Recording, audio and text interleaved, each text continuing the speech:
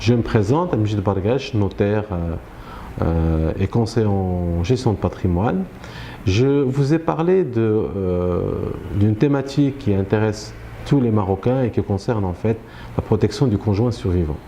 J'ai commencé lors de ma dernière vidéo de vous parler un peu de la protection légale et j'ai fini par conclure en disant que cette protection légale est insuffisante, elle est incomplète et qu'il est souhaitable d'étoffer cette protection-là par le recours à un certain nombre de moyens contractuels afin d'assurer une meilleure protection au conjoint. Alors, les moyens conventionnels sont nombreux. Il y a une palette de techniques.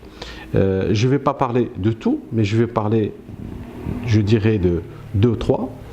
La plus importante à mon sens, c'est la donation. La donation entre époux.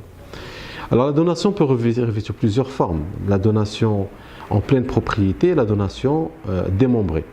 La donation en pleine propriété, avant la promulgation du Code de droit réel, il y avait quand même une problématique qui consistait qui ne donnait pas la possibilité en fait à l'époux qui donnait la possibilité de révoquer.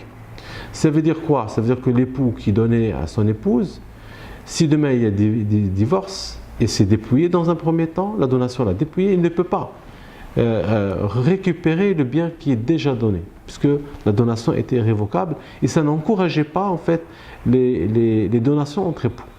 Depuis la réforme du Code de droit réel, et je pense que le droit marocain il est révolutionnaire, même par rapport au droit européen, puisque aujourd'hui ils cherchent toujours à trouver une solution à cette problématique de la révocabilité. Au Maroc, les choses sont claires. À partir du moment qu'on a inséré dans l'acte de donation, qu'on appelle hiba, la clause de révocabilité, elle est valable. Ça veut dire que l'époux peut donner aujourd'hui, si pour une raison X ou Y, il souhaiterait récupérer son bien, il peut le faire.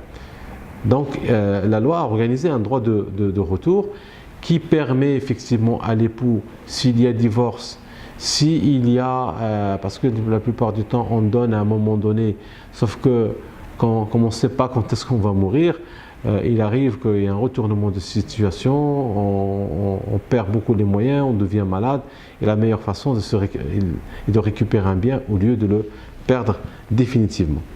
Bien sûr, il y a la donation démembrée. Ça veut dire, quand j'ai dit démembré, ça veut dire que on donne par exemple l'usufruit à l'épouse.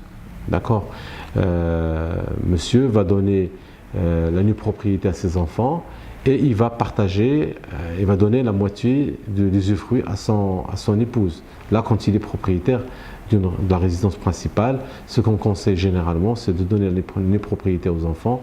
Il donne la moitié de l'usufruit à son épouse.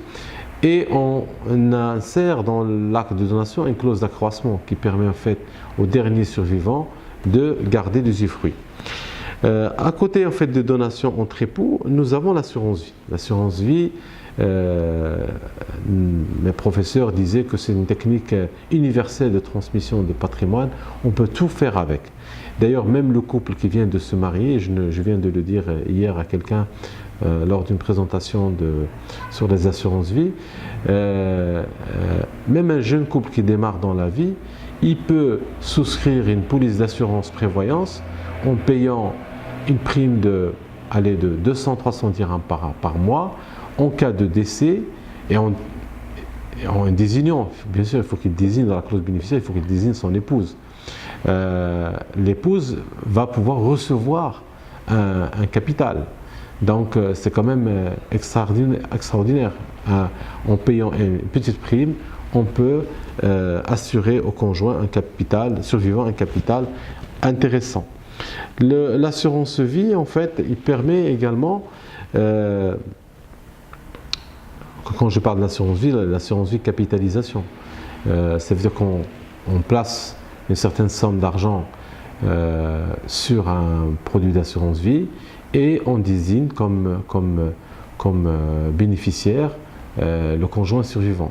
Comme on peut faire une une clause bénéficiaire démembrée, on va dire l'usufruit en cas de décès, le capital, l'usufruit du capital va revenir à l'épouse, et la nue propriété, ça veut dire que ce qui va rester après avoir usé du capital va revenir bien sûr in fine aux enfants.